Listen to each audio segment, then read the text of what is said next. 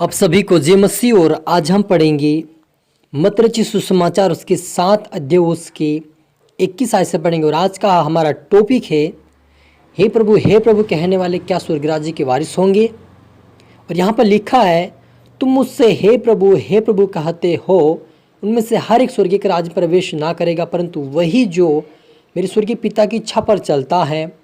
उस दिन बहुत से लोग मुझसे कहेंगे हे प्रभु, क्या हम तेरे नाम से भविष्यवाणी नहीं की, तेरे नाम से दुष्ट आत्मा को नहीं निकाला, तेरे नाम से बहुत से अच्छे कर्म नहीं किए? तब मैं उनसे खोलकर कह दूंगा, मैंने तुमको कभी नहीं जाना। हे कुकर्म करने वालों, मेरे पास से चले जाओ। हालेलुया। हम प्रार्थना करें। धन्यवाद मेरे ईश्वर राजा प्यारे पिता परमेश्वर, आज के वचन आज के कलाम से मेरे पिता हर एक से बातचीत कर मेरे पिता।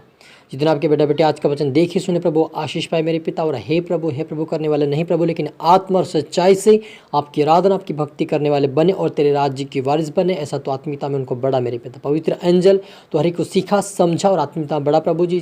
सभी आपके बेटा बेटे जो भी देखे सुने वो आत्मीयता बढ़ने पाए, आपके धर्म आपके राज्य की खोज करने वाले बने, आपके मार्ग पे चले, आपके वचन पे चले और आपके राज्य की वारिस बने। ऐसा होना देश राजा सभी की तरह आत्मा सौंपते। पवित्र आत्मा पिता परमेश्वर खुदा ने ईश्वर राजा जी, आप मेरे मुख से होकर बोले मेरे पिता। ये प्रार्थना दुआ यीशु तेरे मीठे बदनाम से मांगते हैं, आमीन। तो मेरे जो यहाँ पर यीशु मसीह कहता है कि जो मुझसे हे प्रभु कहता है, उनमें से हर एक स्वर्ग राज्य में प्रवेश ना करेगा, परंतु वही जो मेरे स्वर्गीय पिता की इच्छा पर चलता है।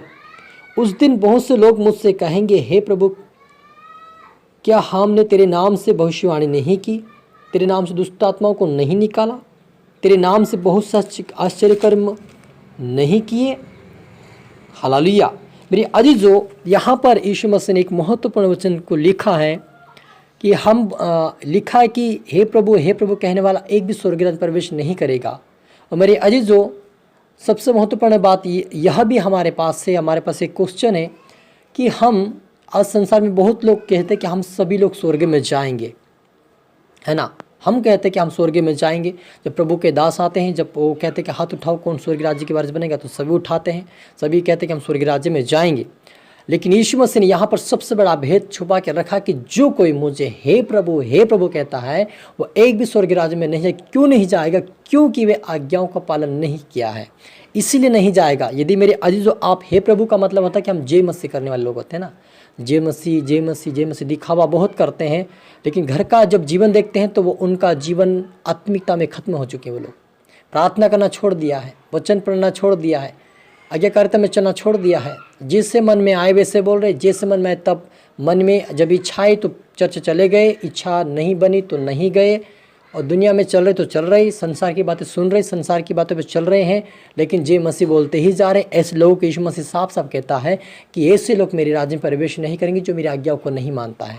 मेरे अजीजों, यदि आप सावधान हो जाए आज के वचन से, यदि आप वचन को मान रहे हैं, उस पर चल रहे हैं, उस आज्ञा को पालन कर रहे हैं, प्रार्थना कर रहे हैं, वचन पढ़ रहे हैं, और आप प्रभु की भक्ति आराधना अच्छे आत्मा और सच्चाई से कर रहे हैं, उसके भवन में जा रहे हैं, तो आप स्वर्गीय राज्य के वारिस निश्चित तय से आपका होना तय है। लेकिन यदि आप सुनकर अनसुना कर रहे हैं, संसार में जा रहे, संसार की बातें सुन रहे हैं, प्रार्थना करना छोड़ दिया, वचन पढ़ना छोड़ दिया, आज्ञाकारिता में चलना छोड़ दिया, प्रभु के भवन में हर रोज हर हफ्ते जाना छोड़ दिया है, तो आपके लिए हो सकता है दरवाज़ा बंद हो जाए और आप स्वर्गीय राज्य का नहीं, लेकिन आप नरक के भागी बन जाए। इसलिए आप सावधान हो जाए कि आज का वचन आपसे कहता है कि आप प्रार्थना करें, आप वचन पढ़े, आप आज्ञाकारिता में चले, ताकि प्रभु ऐसे लोगों को बुलाएगा जो उसकी इच्छा पर चलता है। और हम क्या कर रहे हैं? हमारी इच्छा पे चल रहे हैं। मन में आए तो प्रार्थना किया, नहीं तो कोई बात नहीं, इच्छा लगी तो भवन में गई, नहीं तो कोई बात नहीं। प्रभु का दास मन में आए तो उसका आदर सम्मान किया, नहीं तो नहीं किया। कुछ बात बोल दिया परमेश्वर का दास तो उससे नाराज हो गए, चले गए दूसरे दास के पास। क्या कर रहे हैं हम? हमारी इच्छा पूरी कर रहे हैं, हमारी मन की इच्छा को पूरी कर रहे हैं, हमारे मन को भाता वैसा हम कर रहे हैं। मेरे जी, आप ऐसा कभी ना करिए। यदि आपका कोई परमेश्वर का दास आपको वचनों से डांट रहा है तो आप इसको बुरा ना मानिए। आपके लिए वो बोल रहा है, आपको स्वर्ग राज्य में प्रवेश करवाने के लिए बोल रहा है, क्योंकि एक दिन परमेश्वर के दासों को भी हिसाब देना पड़ेगा, मुझे भी देना पड़ेगा। यदि मैं आज वचनों को छिपा कर यदि सुसमाचार सुनाता हूँ तो ये इसका जवाब मुझे परमेश्वर को हिसाब देना पड़ेगा। और यदि परमेश्वर का दास आपको डांट रहा है, आपको समझा रहा, आपको सिखा रहा है, तो आपके लिए वो बोल रहा है, उसके लिए, और उसका कुछ नहीं बिगड़ेगा। वो तो यदि वो खुद आज्ञाकारिता में है तो स्वर्गीय राज्य के वारिस बनेगा, लेकिन आप यदि उसकी आज्ञाकारिता में नहीं चलेंगे, आप परमेश्वर के दास का आदर सम्मान नहीं करते, आपका प्रतिफल आपको नहीं मिलेगा। हालेलुया। क्योंकि यहाँ पर साफ लिखा है कि बहुत सारे लोग कहें कि मैं तेरे नाम से भविष्यवाणी नहीं किया, क्या हम तेरे नाम से दुष्ट आत्माओं को नहीं निकाला, क्या हम तेरे नाम से आश्चर्य कर्म नहीं किए। लेकिन उनसे प्रभु यीशु मसीह क्यों कहेगा, कुकर्म करने वाला क्यों कहेगा? क्योंकि वह संसार की रीति पर चलते हैं, अपनी इच्छा को पूरी करते हैं, अपने शरीर की अभिलाषा को पूरी करते हैं, मन में आए वैसे काम करते हैं। एक नहीं दूसरी शादी कर लो, तीसरी कर लो, मन में आए वैसे कर रहे हैं। मसीह लोगों को भी वैसे शिक्षा दे रहे कि तुम भी अगर नहीं मान रहे तो दूसरी कर लो। लेकिन ये नहीं कह रहे कि प्रार्थना करो प्रभु रास्ता निकलेगा, एक भी बताने वाला नहीं मेरे जीजो। और यदि आपको कोई बता रहा कि प्रार्थना करे, धीरज धरे, तो आप धीरज जरूर धरे, क्योंकि प्रभु यीशु ने कहा कि हर चीज़ का समय है, खाने का समय, सोने का समय, प्रार्थना का समय, ना करने का समय, हर चीज़ का प्रभु ने समय बनाया है। समय के अनुसार आपको प्रभु आपके जीवन में आशीष देगा। लेकिन आप धीरज धरे, प्रार्थना करें और आप दूसरे के लिए आशीष के कारण बने और प्रभु की इच्छा पर आप चलें। मेरे अजीज, जो आप यदि प्रभु की इच्छा पर चलना शुरू करेंगे तो शैतान आपके टांग को खींचेगा, आपको गड्ढे में गिराने की कोशिश करेगा, आपको लोग बदनाम भी करेंगे, आपको बुरा भला भी कहेंगे। लेकिन आप धीरज धरे, उनका सामना न करें, लेकिन उनके लिए प्रार्थना करें। प्रभु एक दिन आपको उनको जो तेरे विरोध में खड़े उनको आपके पक्ष में करेगा और एक दिन गवाही के साथ खड़ा करेगा। क्योंकि प्रभु जीवंत देने वाला परमेश्वर है। क्योंकि जब हम उनकी इच्छा पर चलते, प्रभु हमें जीवंत ऊंचे स्थान पर खड़ा करता है। हालेलुया। इसलिए आप इस वचन से सावधान हो जाए और प्रार्थना करें, प्रभु आपको आशीष देगा बहुत आज की।